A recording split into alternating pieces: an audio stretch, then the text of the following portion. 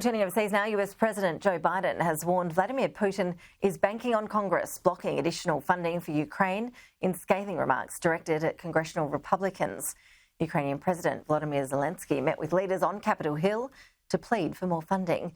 Annalise Nielsen has the latest from Washington DC. Congressional Republicans weren't swayed by the visit of Ukrainian President Volodymyr Zelensky to Congress, where he pleaded for more funding for the Ukraine war effort.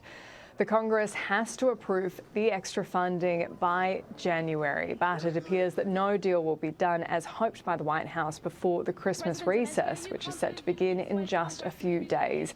Republicans say they won't budge on funding for Ukraine until the White House meets them in the middle on changes for protecting the border between the US and Mexico. The number of people crossing over the border without the proper paperwork has increased drastically, and the concern is that there could be a security threat to those crossing over unsupervised. Customs and Border Protection says in the last year, 169 people whose names were on the terror watch list crossed over the border, 18 in September alone. It's enough that Republicans say that they're not interested in any more support for Ukraine until this is sorted out.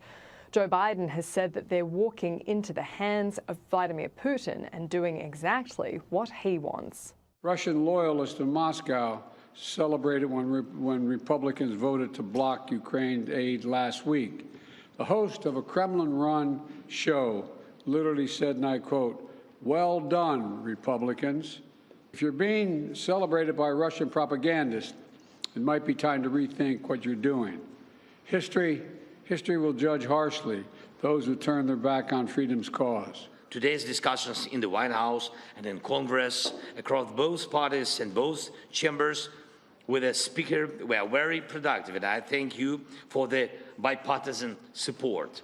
As we approach Christmas, on behalf of all our Ukrainian families separated by war and all sons and daughters on the front, Ukraine's greatest wish is to near this war's victorious end. Under increasing pressure over the US response to the Israel-Gaza conflict, Joe Biden stoked some concerns among Democrats over his comments on Israel at a fundraiser. Now, at this fundraiser, there weren't any cameras allowed, so these comments were written down by a pool reporter and then shared out more broadly. In exactly what was shared, there was a direct quote saying Bibi's got a tough decision to make, attributed to Joe Biden, referring to Israeli Prime Minister Benjamin Netanyahu. Another direct quote continues, "This is the most conservative government in Israel's history." Biden said, adding that the government, quote, "doesn't want a two-state solution."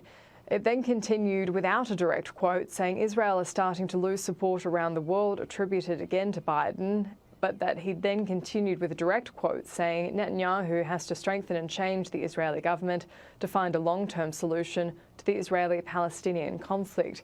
It was a slightly different tone that the president struck in his press conference alongside Ukrainian President Volodymyr Zelensky.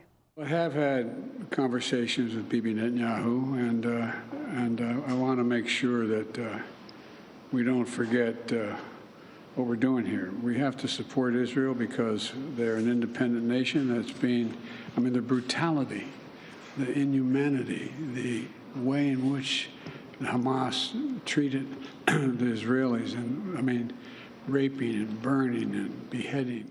It's unlikely there'll be any resolution on Ukraine funding until early next year. Republicans also say with any commitment for funding, they want to see greater oversight of exactly where the money is going, how it's being spent, and any accounting for money going missing. Annalise Nielsen, Sky News, Washington, DC.